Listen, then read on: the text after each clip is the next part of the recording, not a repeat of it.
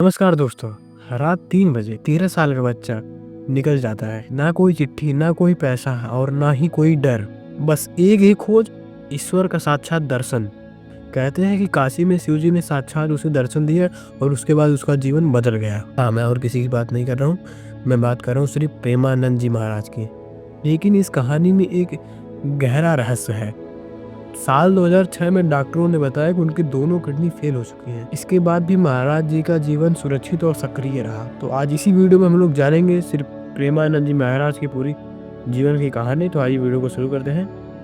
तो वीडियो को लाइक करना और चैनल को सब्सक्राइब करना। तो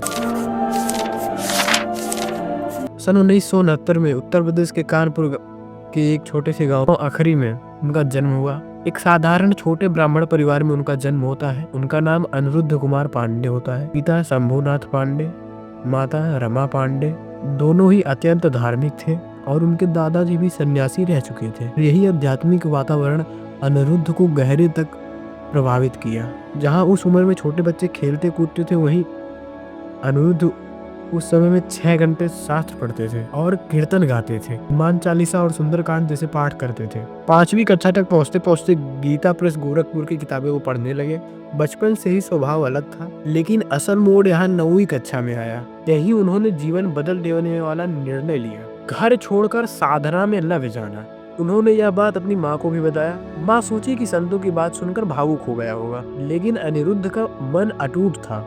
अगली सुबह भोर में 3 बजे पूरा घर नींद में था। अनिरुद्ध ने अपने माता पिता को प्रणाम किया और बिना पीछे देखे घर से निकल गया। और उसके साथ में से केवल 4 चीजें थी: एक गीता, एक कुश की आसन और एक चादर और एक पीतल का लोटा। लगातार 15 किलोमीटर चलने के बाद उसे एक प्राचीन शिव मंदिर मिलता है। भूखे प्यासे लगभग 14 घंटे तक वो मंदिर में बैठे रहता है। दोपहर होते होते भूख बढ़ जाती है और उन्होंने ध्यान लगाया। अचानक एक आवाज आती है, क्या यहाँ सूरदास स्वामी रहते हैं? मैं उनके लिए दही लाया हूँ। स्वामी वहाँ नहीं थे तो उस व्यक्ति ने बोला, लो तुम ही पी लो। अनिरुद्ध ने अपने लोटे में दही लिया और पी लिए। यह पल उनके लिए संकेत जैसा था, मानो प्रकृति उनका खुद ध्यान रख रही हो। यहाँ घर वाले परेशान 3 दिन तक खोज रहे हैं उन्हें। तब फिर किसी ने बताया कि मंदिर में एक गोरा सा बच्चा बैठा हुआ है। परिवार वहाँ पहुँचता है। पिताजी बोलते हैं कि उठो अनिरुद्ध उठो। उन्होंने आंखें नहीं खोली। दूसरी बार तीसरी बार उन्होंने बुलाया पर वो नहीं बोले। लेकिन तभी उन्होंने दृढ़ आवाज में बोला, मेरी ये जिंदगी भगवान के नाम हो गई है। पिता ने उसे गले लगाया और आशीर्वाद दिया। पिताजी बोले, बेटा तुम अगर बंजर जमीन पर बैठोगे तो वहां पर भी फूल खिलेंगे। ये उनकी माता पिता से आखिरी मुलाकात थी। उसके बाद वो माता पिता से कभी नहीं मिले।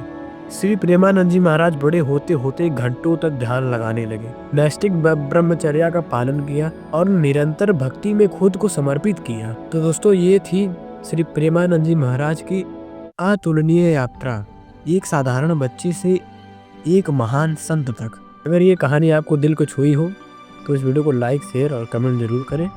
चैनल पर नए हो तो चैनल को सब्सक्राइब करें। फिर मिलते हैं किसी नए टॉपिक के साथ। तब तक के लिए नमस्कार।